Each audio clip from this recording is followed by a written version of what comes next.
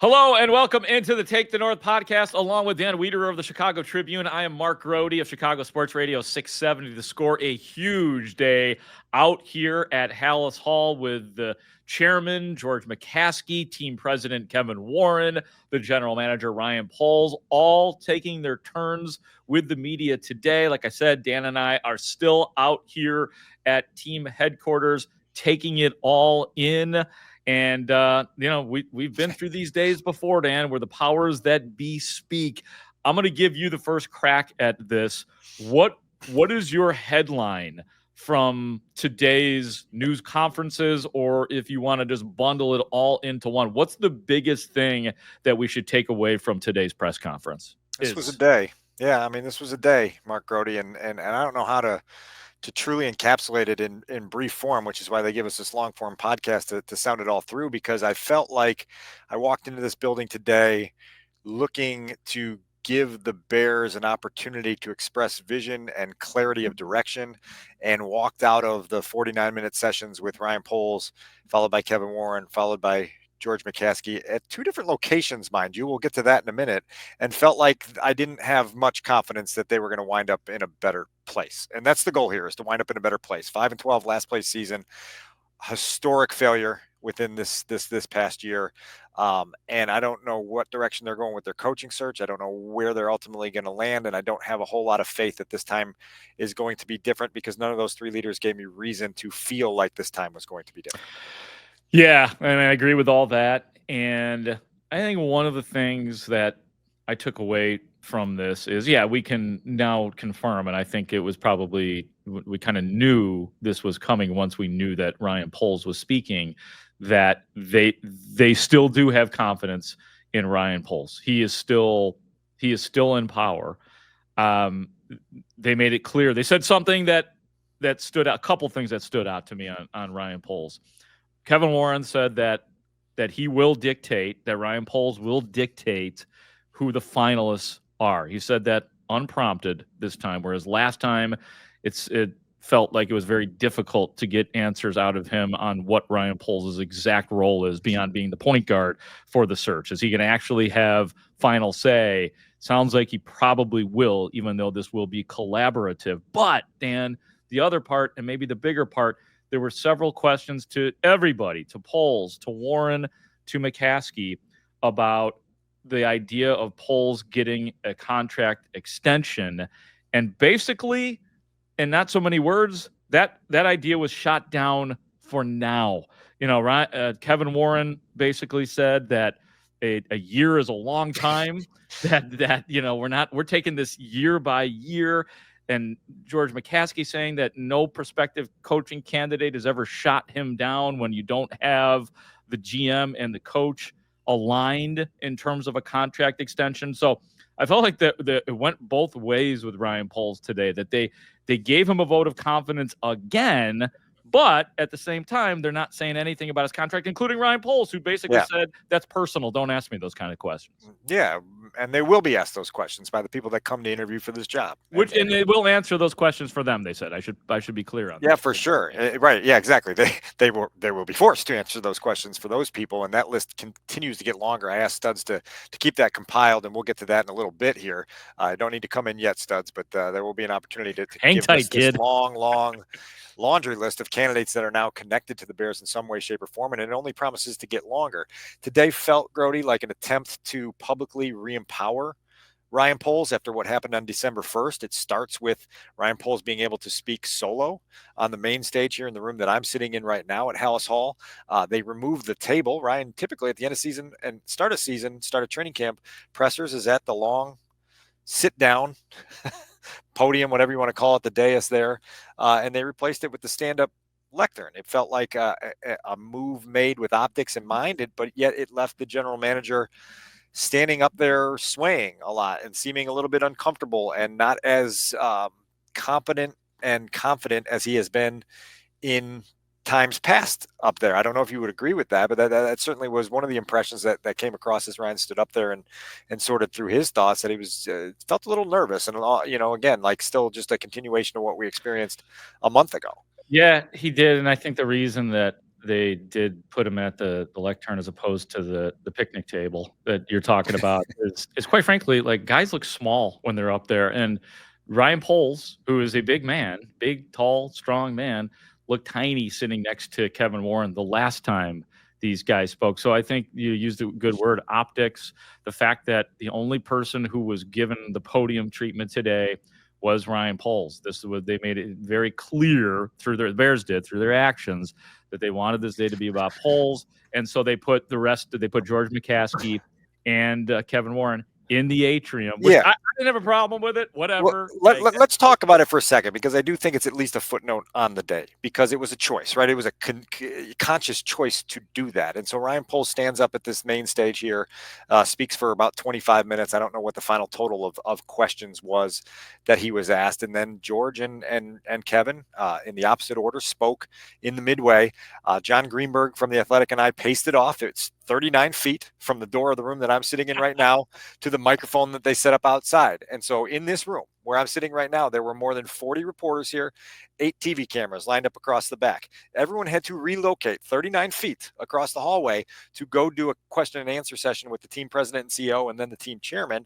And Kevin was patient and said, I want to let you guys all get set up and recalibrated here. And the thought was, well, everyone was perfectly in position 39 feet over in that other room if you just wanted to continue the program in there. But there was a conscious choice that they wanted it to be on a totally separate stage and for things to not carry the same weight. So what happened on the main stage, I think, was broadcast live, and the other stuff was put on the website later, whatever it may be. But that is part of the effort here to try to publicly re-empower Ryan Poles. The next part is getting him to be the point guard of this head coaching search that has to land on a candidate that will take the Bears somewhere where they haven't been in a long time. It's hard for me to sit here right now on January 7th and with much confidence believe that Ryan Poles is positioned to succeed in this quest because of what we've experienced for 3 years under his watch, including the last 2 seasons where there have been 4 very high-profile in-season coach firings under his watch with people that were brought into the building. And now you've given him the authority to go out and make the next critical hire, which Kevin Warren emphasized at the end of his session, will change the trajectory of the franchise for the next 10, 15, 20 years. And it was made very clear, and we were kind of getting an idea about this as we have been collecting the potential candidates over the last couple of weeks, or really since Matt Eberflus was fired after that Thanksgiving Day game. They are, when they say they're not ruling anything out, they mean it. There's no experience needed. I thought it was interesting that they were, I think it was Ryan Poles, who did not rule out the possibility of trading for a coach. And I feel like things have been ruled out in the past. They'll go the college route, they'll go the pro route, experience, not experience, coaching already. That's a possibility. I think, Dan, that some of it is appearance. I think that have that list handy. Your time might be coming here, Adam Studzinski. Yeah, maybe I think this is probably a good time. So pop on in here, Adam. But I'll just say this before we hear the 13-person list. I'd be curious as to what you guys think about it. I think some of it is show. I think some of it is public relations. I think some of it is, if we're going to do the signature coaching search that this organization has ever had, where everything is considered and nothing is left out, they need to, even if they already have it narrowed down, and God, do I hope they have it narrowed down to some degree, that they want to at least give the appearance that we're talking to everybody. We got 13 guys that we've talked to. We're going to talk to even more guys. So I think some of it is for show. And I don't know what you guys think about that, and we'll hear the list here in a second too. I will say this, Grote, before we get to the full list. First and foremost, I'll say that we joked on the Sunday evening press conference that Hayden Fox, former head coach of Minnesota State and the Orlando Breakers, might wind up on the list. It felt like a good joke. It might happen with the way they're casting these wide nets. They may have Hayden Fox as part of this coaching search as we go forward. But if this is for show, it's not necessarily resonating in all the right places. Right before we sat down to record this podcast, I got a text from someone in the league that I trust and bounce things off of periodically. Texted me unsolicited and said, "Damn, I just saw that list. That's insane. LOL." So this is some of what the Bears are projecting to the outside world, and it's a projection that you're not really sure what you're looking for, and so, like, if I'm a candidate, if I'm Ben Johnson and I get on that Zoom interview later in the week and I ask you for the qualities that you're looking for in a head coach, and you rattle them off to me, and then I look at this list that includes guys that used to be college coaches who are now in the front office, guys who are lame duck head coaches in Dallas, guys who are top-notch leaders of men. Like, do you know what you are trying to zero in on? And I think there's some questions around the league on whether the Bears do know that. And now they're going to have to spend these next 3, 4, 5 weeks answering that question with their actions on trying to identify some of the things they laid out today. And we can get to some of those qualities after Studs rattles off the list that might take the next 6 minutes to get through. So, all right, the list we're keeping for the Bernstein and Harris show on 670 The Score is longer than 13, but that's because we added a couple that have not officially accepted interview requests, and those being Vance Joseph, who was linked to the Bears, but I don't think there's been a formal request on that one.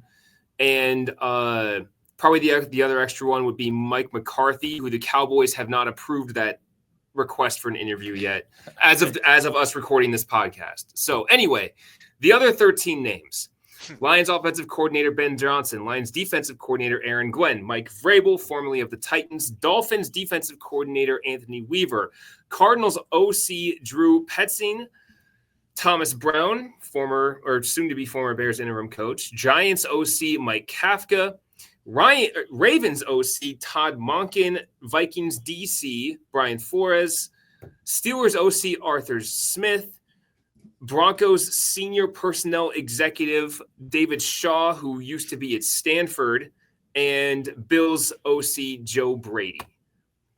There you go. I think you got to eliminate the name. I think you got to eliminate the people that you got to think about when you mention their names, like a who's that? David Shaw. Yeah. David Shaw. Guy. Yeah, get the hell out of here with that. Anthony Weaver. I mean, you can't. I'm sorry. Like, I'm not saying you have to have been a head coach in the league this time around for the Bears, even though that would actually be nice, because that's typically not what they do this side of John Fox. But I think that for a lot of reasons, you got to bring in somebody that there's momentum for, that people have heard of. So I'll eliminate those names. Right. And look, like there's only 5 jobs open currently. The Cowboys job, obviously, potentially entering that mix at some point. That gives you a half dozen openings in the league. Do you really need to go talk to 20 people? Like, couldn't you pare it down to 10 and realize that you're going to get one of those 10 if you've done your homework? The other part of this is the Bears had since Thanksgiving weekend to start kind of narrowing their list down instead of expanding it and saying, hey, here's some guys we're interested in, and now we're going to pare it down so we get into January and we're like full speed ahead with 8 guys, right? Like, and we want to really have the process rolling at that point. The splash is needed, Grote, to your point. Yeah, like a splash is needed here right now. And so Mike Kafka, who's coming off a 3-14 Giants team, take care. His Mike. offense struggled, and Mike, he's a St. Rita grad. He went to Northwestern. He's got Chicago ties. They love that around here. Mike's 37 years old and not ready to take on what this locker room has vocally announced it needs, which is somebody that has incredible presence and command to come in there and say, this is how we do things around here. And if you're not willing to do things like this, you're not going to be here. Right. Like, so what are we doing there? That's obviously a Ryan Poles connection that goes back to Kansas City. Mike Kafka was on the offensive staff with the Chiefs when they drafted Patrick Mahomes and brought him along for the first 4 years of his career. But good gracious, like that's not going to resonate here. David Shaw is not going to resonate here. And so, like, we better not be here 2 weeks from now still dancing around with the circus organs going on, trying to figure out who we're adding to the list and who's a realistic possibility. I think that there was some traits listed today, Grote. Yeah. Clear vision, developmental mindset, good game management, quarterback development plan. Those are 4 bullet points that Ryan Poles checked off during his session with the media. Okay. Put that in the back of your head as you think through these candidates. And Kevin Warren had a separate list. He talked about trying to find, discipline, accountability, work ethic, vision, foresight, leadership, game management, and coaching skills. And we'll get to what those things mean in a few minutes. But game of management, what an idea. Was that a problem this last year? Was that an issue? By 2 coaches. By 2 coaches. But there you kind of have your fabric of what you're looking for, and yet you kind of have this come one, come all help wanted ad out there, and nobody is rejected, not even Hayden Fox. And listen, like if things aren't going great for you on the podcast, feel free to put your name in the hat because they'll probably give you some consideration. Yeah. No, I mean, I'm in. Our listeners are in. Studs is in. I've seen by the way the you way, connect with Montez Sweat. Like, I mean, oh like yeah, there's locker room presence. it's Montez, baby. Even though he never talks to us anymore. My God. By the way, we were just So maybe learning you here- lost the locker room. Yeah, we've lost Montez. Where are you, Montez? Where you at? The Raiders fired Antonio Pierce. We're just learning right now. Okay. So there's another head coaching opening, or maybe another I perspective. thought he was declared safe on Monday, and maybe that's another example of how fluid the first week of the postseason is in the NFL. Yeah, seriously. I mean, things change. Another thing with Ryan, we'll be kicking around this coaching thing every day on the podcast. Yeah, so I don't want to prematurely move on from that. But I do want to talk a little bit more of what Ryan Poles was saying in terms of issues on the field. One thing that he said that stood out to me that sounded like almost a trite, cliche sort of statement, but I don't think it was actually. And he said that he wants process over outcome this year instead of what was last year. His own words was last year was outcome over process. Here's the way I interpret it. I want to see if you think I'm right about this and if you have a different interpretation of it. I think that's Ryan Poles saying that they skipped steps, that they weren't thinking completely clearly about the team, as in he was so interested in, and justifiably, making sure that there were playmakers on this team, with the bringing in of Keenan Allen, with the drafting of Rome Odunze, with the signing of, and I know that he was a nothing this year, the signing of Gerald Everett, the giving of money to Cole Kmet, that he did not clearly see what was missing, and that was an offensive line and, to another degree, a defensive line. What did you think about that, Dan? Well, I wrote those 3 words down on my notes here to talk about process over outcome, and they were part of a sentiment that Ryan Poles expressed that I wanted to give him the benefit of the doubt on. I'm trying to understand it better, and you did a decent job of kind of giving your interpretation there, because I don't want to get caught up in the pylon and in everything here and say, well, what are they talking about? But my knee-jerk reaction was, we're past that stage, right? Like, this was year 3 was supposed to be the outcome stage. Year 3 was supposed to be the stage where you put the results in the win column, and you had already built your processes up to the point to where you could contend. And again, like, nobody set an unrealistic bar for this team. Like, they had enough here to go ahead and stay in the playoff chase all the way through the end of the regular season, and they fell well short of that. And so I get where Ryan's coming from. Like, and I know he's trying to express this idea that, like, on an everyday basis, you have to be worried about how you are going to put yourself in position to win that week's game. And sometimes you can get so kind of wrapped up in the end result of the game, and it changes the way you react the following week, that you lose sight of the process. He had used another phrase, I think he said competitive poise, right? Like, which I think was a good phrase to use, particularly when it came to all those heartbreaking losses where the Bears were right on the doorstep of sort of season changing moments. And then they just got outside of themselves and made mistakes, and then ultimately lost the game in heartbreaking fashion. And we obviously know at least 4 examples of that could have dramatically changed the season. And you've got to correct that.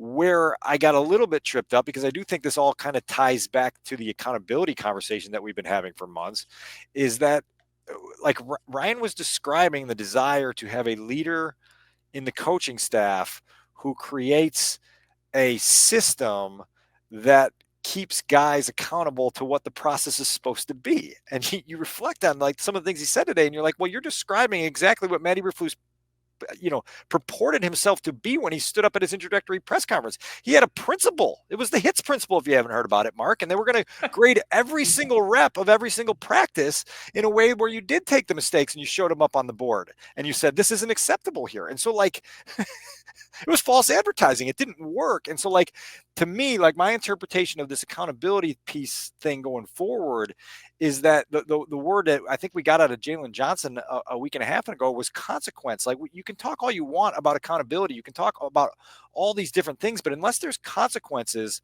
for not meeting expectations, it's all hollow. And that's what I think the 2024 Bears represented, was just this hollowness of nobody being held accountable or having consequences for failing like they did. And I think that goes all the way up the chain of command to the very top of this building, where they talk about, accountability and getting better, but nobody ever does anything about anything. Yeah, and I asked Ryan Poles, are we right that the locker room desires discipline, desires being challenged? And Ryan Poles essentially said yes. And I think it was you that asked the question, and it was needed to be. I didn't really get a satisfactory answer, unfortunately, but you asked the question about what popped up on the pregame show, and that was Ryan Poles saying that this all goes back to training camp and the issues that were there. And basically he said, Dan, and correct me if I'm wrong, because you asked the question, so you were probably listening even more intently than I was at that point, but he basically said pre-snap penalties. That was the issue in camp. And I know that encompasses a lot, but that was the only answer I got out of something that I thought was huge that he said on the pregame show. So I think there's still more to that. If they screwed up training camp, I mean, there's nothing worse than that, where you lay down all the discipline, where you lay down the hits principle, where you lay down what you want your team to do. I don't know if I was satisfied by that answer.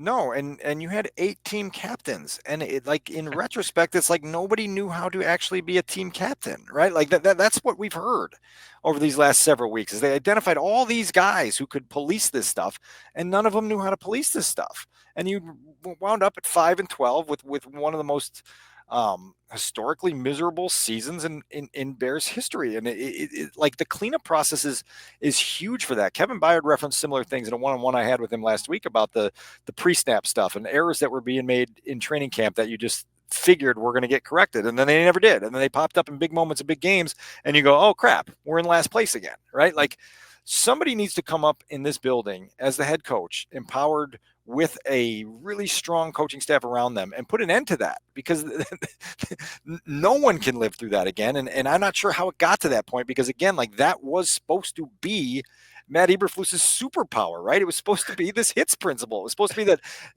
how many times did Matt say for 3 years, like, we never walk past a mistake?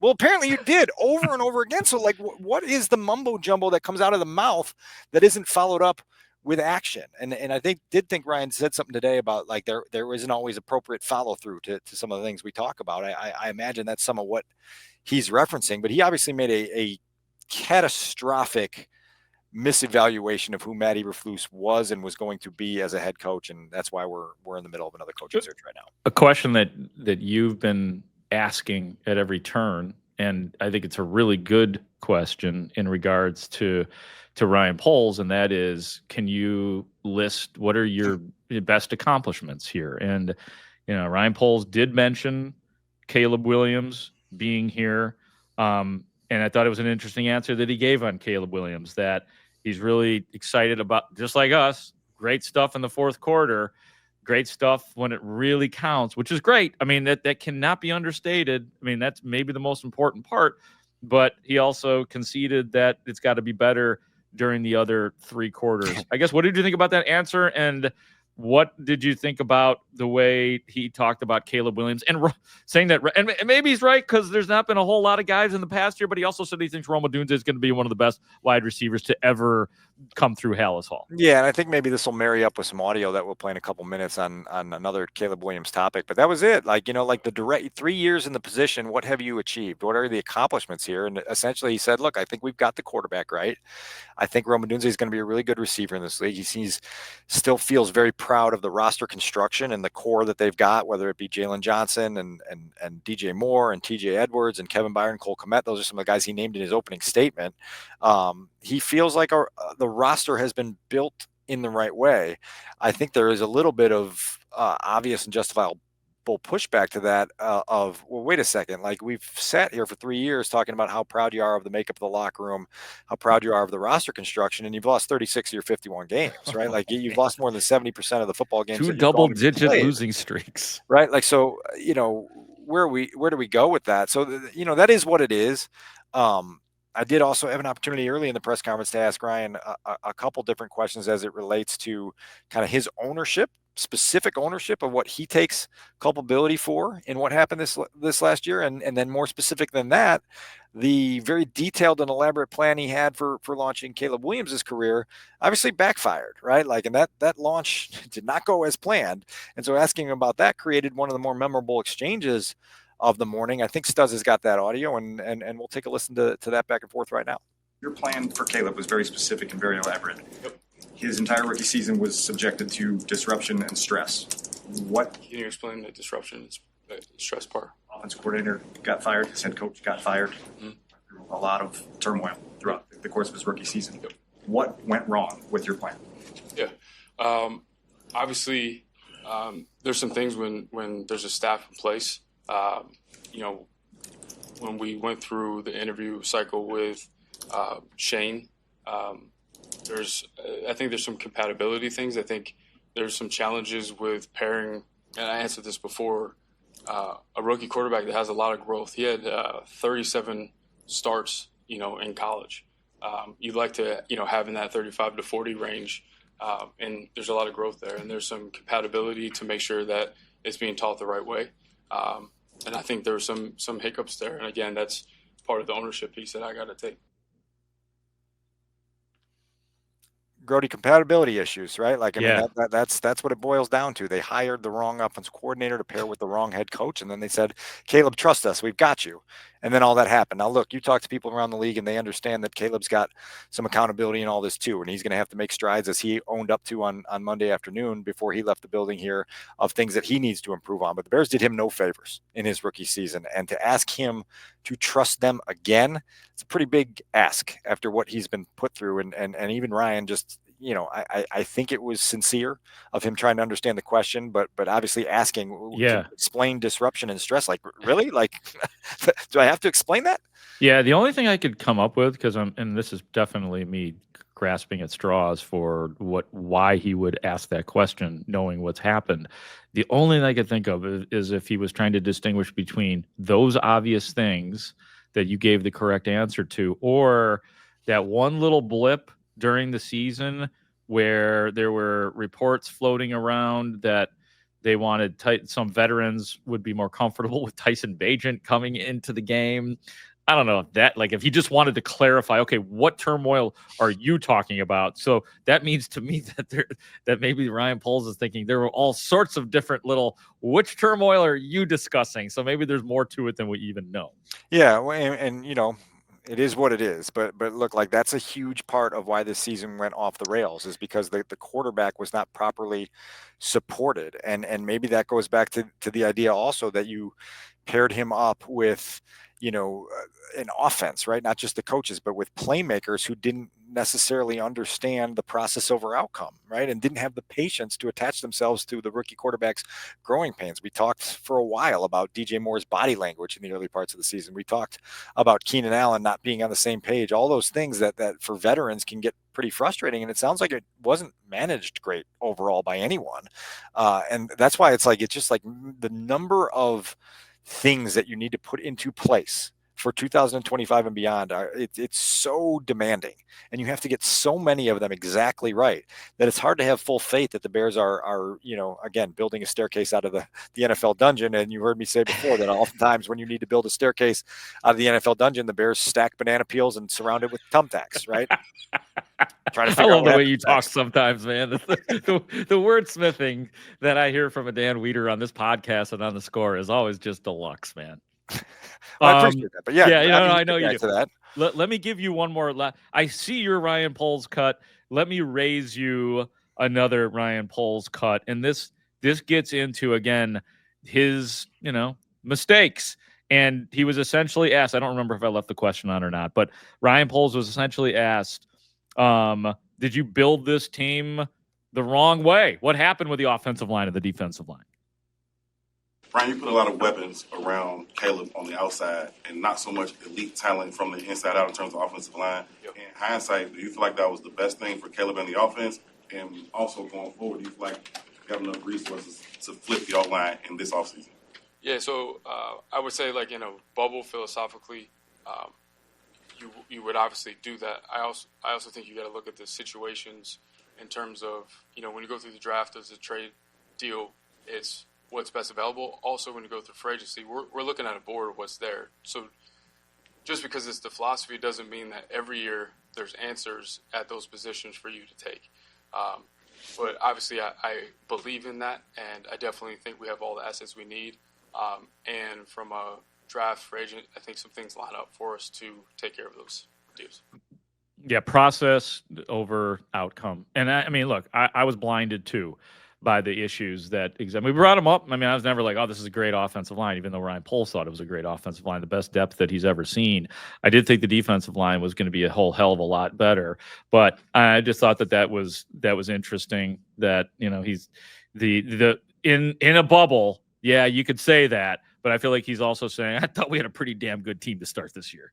Yeah, and a lot of people felt that way, and ultimately it didn't work out. And so, look, like they're giving Ryan an opportunity here that he may not deserve to right his wrongs and to use his reflection and the lessons he's learned from these first 3 years and apply them to a second chance. There's no question that is what has happened here, and so now he's got to make the best of that with a lot of pressure and a lot of responsibility on his shoulders, and obviously some oversight from his bosses, which includes Kevin Warren and it includes Chairman George McCaskey. I don't know if you're ready to transition a little bit to the chairman who spoke for about minutes or so. But man, like there's a lot here. I do want to say this before we kind of transition into that. Today's program, both the Pulse part of it and the Warren McCaskey part of it in the side stages, candidates that are coming to interview for this job are going to watch that. If the Bears are serious with themselves and honest with themselves, they know how much they are vetting the candidates that they're bringing in to interview for this job. Well, guess what? Those people are doing the same thing in return, you know, and so these press conferences today are going to be watched and scrutinized and gone through with a fine-tooth comb by candidates who are trying to decide whether they want to put what could be their only opportunity to ever be the head coach of a football team in the hands of the people who run 1920 Football Drive here, because for the last 5 or 6 guys who have tried that, it hasn't worked out so well. Mm-hmm. So like that, this is all part of the public presentation, and I'm not sure today on the whole went super splendid for all of it.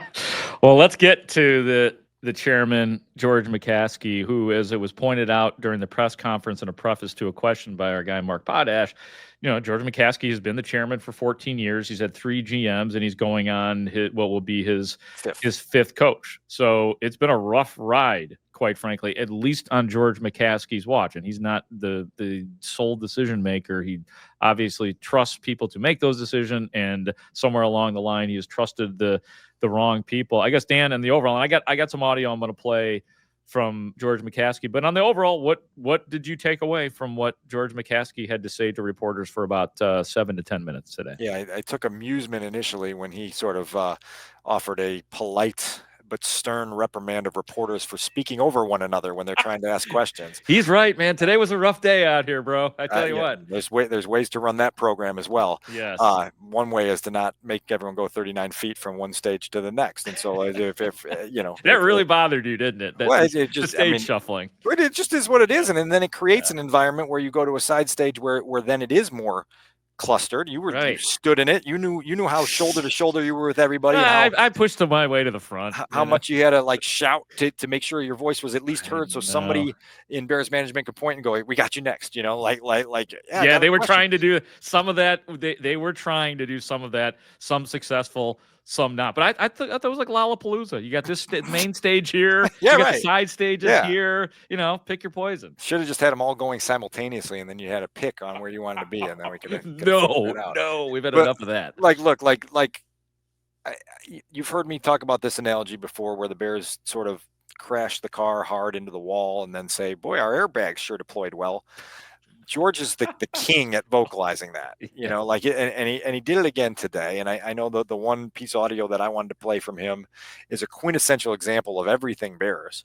And so this is kind of the question. I don't remember who asked it, but it was about the Hail Mary in Washington. You may remember that moment, Grote. It kind of sent this season in a little bit of a spiral. Oh, yeah. It was specifically asking about Tyreek Stevenson, right? Back at was that 6:36 p.m. about on October 27th. And the question was about what did you think of Tyreek Stevenson during the Hail Mary sequence, and what was your reaction to that? This was what the chairman of the Bears had to say. I had never seen anything like that.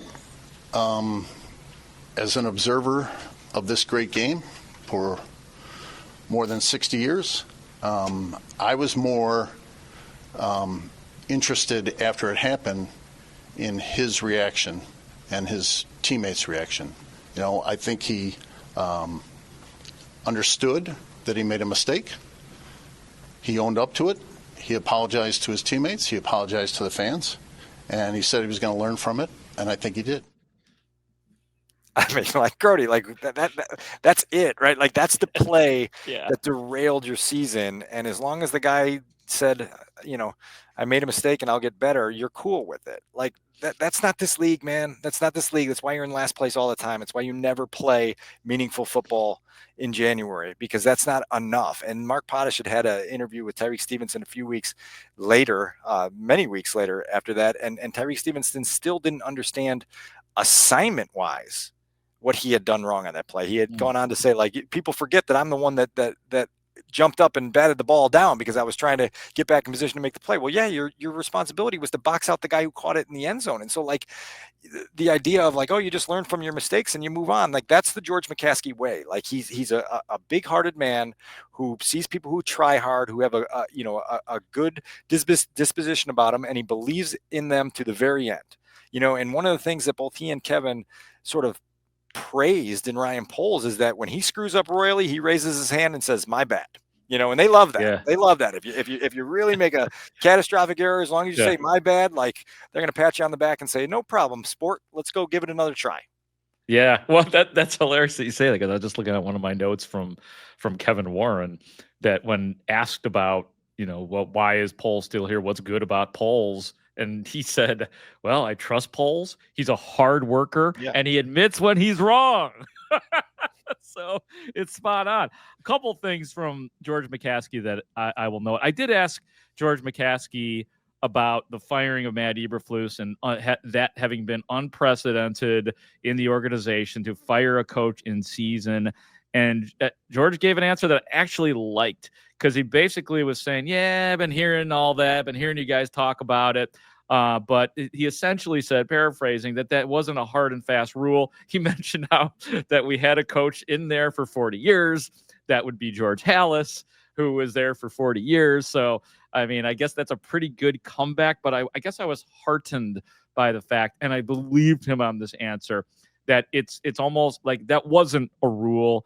It just happened to have occurred like that. Maybe it's a mistake that they haven't done that in the past, but it was interesting that he was taken aback by that question a little bit, I thought. I do also think that we saw the cons of firing a coach in season, right? And the disruption it causes inside a building, and the strain it puts on even highly qualified, talented people who have leadership traits to try to hold it all together, because it didn't go well until that final Sunday in Green Bay. The 4 weeks that followed Matt Eberflus's firing were disastrous, really. The Bears were blown out in 4 consecutive games. I guess not the fourth one. They lost 6-3, but that wasn't exactly a glowing performance when they lost to the Seahawks in primetime. So that's part of it.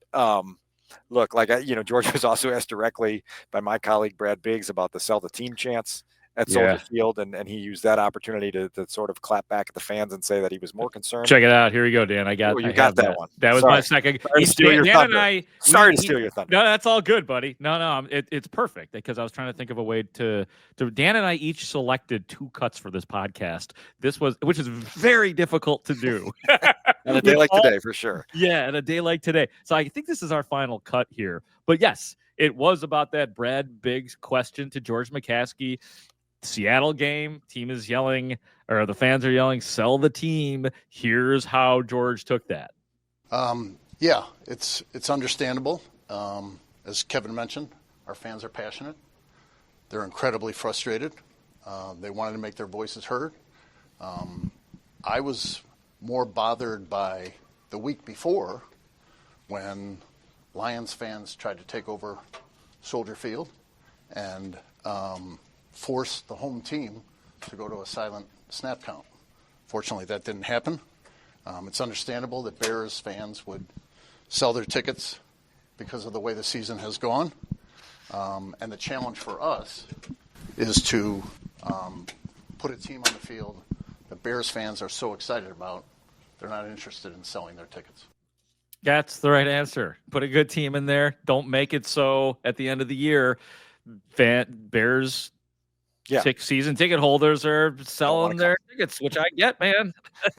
I get There's it. no question about it. So a little clap back, a little reprimand for Bears fans for allowing a Detroit takeover at Soldier Field. I walked into the building today, Grote, with 63 questions that I wanted to ask of the leaders. I bet you did. Think maybe I got to 6, but one on the George McCaskey list here. I'm not going to show this too closely because then people start doing the internet. 60 questions right there. 60 questions. Look at all these questions. But to Big Z, I had to follow up on not just about the chance, not just the reaction to the chance, but what is the chairman's thought process and consideration to people who make that suggestion with level-headed sincerity, right? I can say, like, would you consider selling this football team, right? Like, that's not the screaming in the fourth quarter we're pissed off chants from the crowd. It's is there any consideration to putting this in different hands because of how poorly it's gone for so long here?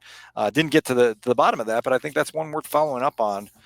Whether it's at the owners' meetings or elsewhere, there will be another opportunity to talk to George. But man, like it tells you where things have gotten. With this football team within this season, and off they go on another search. Like as you mentioned earlier, this isn't the first one that George has overseen, and we'll see if there's a different result this time. Yeah, a few, let's just go through some kind of rapid fire things here to wrap this up. Just some things that have been left out. I'll give you a few nuggets here. There are things that I thought were interesting that we don't necessarily have to expand on. But Ryan Poles did mention Jaquan Brisker and the concussion. He said that he is back to normal, so that's a good thing. And he went through a bunch of injuries and said that they all expect to be back. So I think that's good to hear about Jaquan Brisker. He did also mention that there's some UFAs on the Bears or guys that are going to be running out of contract next year that they'd like to potentially get extensions done with, but that they will wait until the next head coach is in here to make sure that particular thing will align. Also, the search firm for the Bears is going to be like, these are the people that the interview panel. The interview panel. Yeah. Ryan Poles, Kevin Warren, George McCaskey, Jeff King, who was on Ryan. He's an assistant to Ryan Poles, right? He's an assistant GM, essentially. I think senior director of player personnel, I believe. Senior director of player personnel. I knew you'd have that. Liz Geist, who is the human resources director. Matt Feinstein, who is their cap guy. So he will be part of the interview process. I thought it was interesting, Dan, that he was talking about Ian Cunningham not being part of it because he wants Ian Cunningham to hopefully enjoy a process of interviewing for his own GM job. This would not seem to be the year to make his case as a GM, though. No question. And interesting that he won't be an integral part of that process. It's my understanding that Ted Cruz, who is the chief administrative officer here and the senior advisor to the president and CEO, will also have a prominent seat at that table. It's worth noting that Ted was a part of the search crew in Kansas City in 2000, and Ryan Poles was there in 2013, I believe it was, when Clark Hunt, the CEO there in Kansas City, wound up hiring Andy Reid. That's paid dividends. So there's some things you can learn from that process. The Andy Reid-led Chiefs have won, I think, 9 division titles, 4 conference championships, and 3 Super Bowls since he got there. And so Ted Cruz's insight, I think, will be a part of this process as well. And then it sounded like, Grote, and I'm sure you made note of this, that there's going to be a whole bunch of other senior vice president level people that will have an opportunity to weigh in and have some interaction with these candidates at some point. I'm glad you mentioned that, because Chris Amma and I were sitting there and he popped open the Bears website and just looking at who all these people are. I don't know if that's all necessary, but that's what it is. Dan, any other things too? I might have just hogged up all the final nuggets there. No, is there anything else that I've got 2 more small ones, both from Kevin Warren. The first one that I think is significant is he made a subtle acknowledgement, but it's in there, of the need for the next head coach to be sturdy, understanding what Chicago is, that this isn't, as we've talked about previously, Cincinnati or Nashville or Charlotte. This place is breathing passion and full of frustration, and that if you don't have sort of the toughness to handle that, you're going to get chewed up and spit out, as Matt Eberflus did here in this city. And so that's something that Kevin has at least taken notice of and made an acknowledgement of. He also made a comment, Grote, that I thought was interesting. Maybe we can expand on this in a later episode about the standard being the standard and making sure that before the process begins, you set the standard of what you want your head coach to look like. And then he said, it's not about the person or the person that's coming to interview for the job. It's about the standard. And are they above the line or are they below the line? And if you just operate very strictly by that policy, the decision will become a little bit more clear, and you don't fall into the trap of being like, well, I really like this guy. It's like, well, no, if we evaluated him and he's below the standard on, whatever it is, 9 of the 12 categories that we said were a priority for this job, then we can't talk ourselves into that, So it'll be interesting to see how that plays out. And eventually, as you know, we'll be back right here in this building with some introductory press conference of an unknown, perhaps mystery guest based on the list Studs read and the twist that Ryan Poles promised, and we'll all have a chance to react to that. Oh, man, it's going to be fun. I'll give you one more funny little nugget, and then we'll get to a very special opportunity we have for our Take the North listeners. But as George McCaskey walked off after his interview with us, he goes, what did he say? I think he said, "Go Birds." And then I said, "Bears?" And he said, "No, Birds." Because Eagles are playing the Packers. Eagles are playing the Packers, which is like, okay, he's legit, man. Like when he talks, it's not just a lot of people say they hate the Packers because that's what you have to say if you're part of, like, that's legitimate, man. And that's the part, like, it's really, we're going to be very critical of George McCaskey. I promise you that. I will always ask him hard questions, but he's just a gentle, nice man. He really is. Look, like, I have never disputed that. Yeah. Never disputed that. I Right. really enjoy George McCaskey's presence. I enjoy him as he's a person. very quirky man. I'm not sure he is cut out to be the person that's the engine of leading the Bears on a Correct. run and success. We'll Correct. figure it out. Third GM, 5th head coach in 14 years. That's all you got to say. There's a lot But I of still like him. There's a What's lot this going survey I've been hearing about, Wiederer? It's very well timed because here we are kind of evaluating the Bears season in full and asking them to be self-reflective. Well, we're going to be a little bit self-reflective here, Grote. And so there's multiple parts of this, and our producer Adam Stinzinski is here to help us fill in the gaps. But listen, like, the three of us here at Take the North are very, very appreciative of our loyal audience. We are very, very accepting and open to feedback. And this is an opportunity for our loyal listeners to go provide feedback through a survey. The URL is tinyurl.com/TTNpod. And you go there and you let us know what you think about our program, what we can improve, what we can do more of, what we can do less of. And we will take your feedback to heart. Along with that, this is super important and super fun. The great people at Odyssey have gone out, Grote, and they have started the launch of Take the North merch. You want a hoodie? Nice. You want a T-shirt? You want some things for your kids, your grandparents, whoever wants to rep their Take the North merch. There's a place to go buy that stuff. And if you take this survey, at the very end of the survey, you will get a code to get a 50% discount on that merchandise. It's cool stuff. I've got some orders in for myself. Obviously, hope you will rep some of this as well, Mark and Adam, and then we'll go forward. Am I missing anything, Studs? I think you covered pretty much everything there, Dan. Yeah, again, so we appreciate anyone that takes part in this, and we genuinely do want your feedback. And this pod has had a lot of success in the last year, but it doesn't mean we can't be better. So again, like you said, Dan, the URL for the survey is tinyurl, the letter URL.com/TTNpod.